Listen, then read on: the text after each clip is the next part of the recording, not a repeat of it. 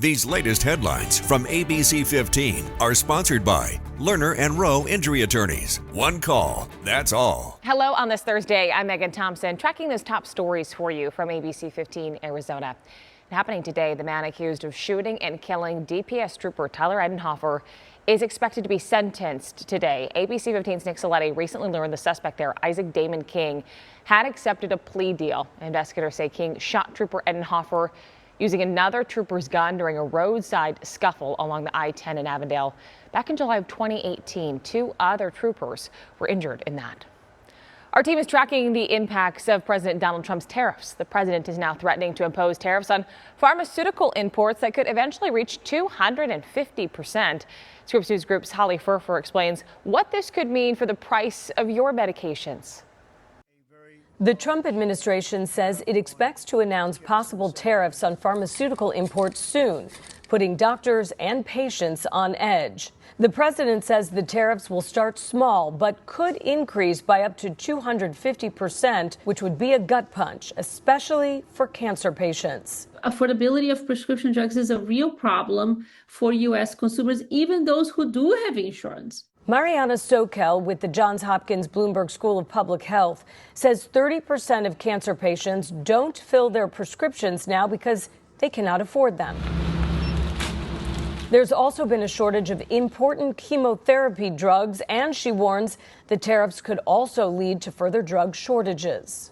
We are actually exposing patients to perhaps higher costs and deeper affordability problems or shortages because some manufacturers may choose to not sell to the United States or to send in lower quality products. Brand name drugs already cost 3 to 4 times more in the U.S. compared to other developed countries. And even if the drug you're prescribed comes in a generic, expect those prices to increase too, since generic drugs are more likely to be imported from Europe. So I invoked what's called the favored nations provision. Trump says his goal is to lower the cost of prescriptions by forcing drug manufacturers to make them in the U.S.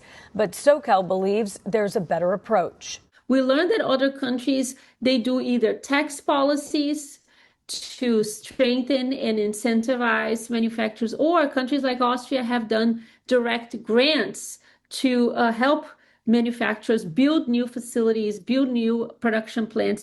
The Trump administration is touting the goal of lowering prescription drug costs in the long run, but Sokol fears the move could impact drug development. There is a possibility that the uncertainty in these markets can discourage investors from investing in these industries. And of course, drug makers, without that investment, they will have to make difficult decisions where they want to continue to pursue drug development. We will have to wait and see if those increased tariffs are announced and how it will impact the markets and the broader economy. Holly Furfer, Scripps News Group, Atlanta. Advocating for students and making sure kids have full bellies the entire school day, the Ball School District announcing all 1,900 students would get free breakfast and free lunch once again this school year. It's all part of a federal program offered by the U.S. Department of Agriculture called the Community Eligibility Provision, which helps districts with families in need.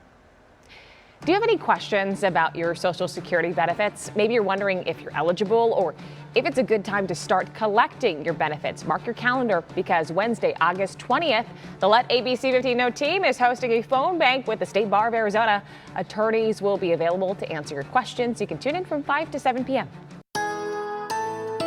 Tracking your most accurate forecast on this Thursday, Friday Eve. I'm meteorologist Jorge Torres, and we have promising monsoon storm chances yet again. Some of you last night lucked out with some decent rain, heavy at times, especially in the West Valley around Avondale, Tolleson, and Laveen. We could see that later again tonight. Now, today, temperatures starting off this morning at 92 under partly cloudy skies, warming up to 101 at noon, and forecasting a high of 108, which is still above normal by a few degrees for the middle part of August. Northern parts of the state today, highs in the 80s and Flagstaff, same for Heber and Show, low with 90s and 100s across the majority of the lower deserts. But look at Futurecast. It is showing the chance of monsoon storms ramping up later on this afternoon and mainly in the evening hours here in the valley. The best chance of rain likely after 7 o'clock tonight into the early morning hours on your Friday. And then for the weekend, we start to gradually dry things out. So your 7-day forecast showing those storm chances as high as 50% tomorrow, with highs below 110 through at least Tuesday in the valley. In the high country, 80% chance of storms on Friday. For the latest headlines, weather, and traffic, head on over to ABC15.com or go ahead and download that free ABC15 mobile app.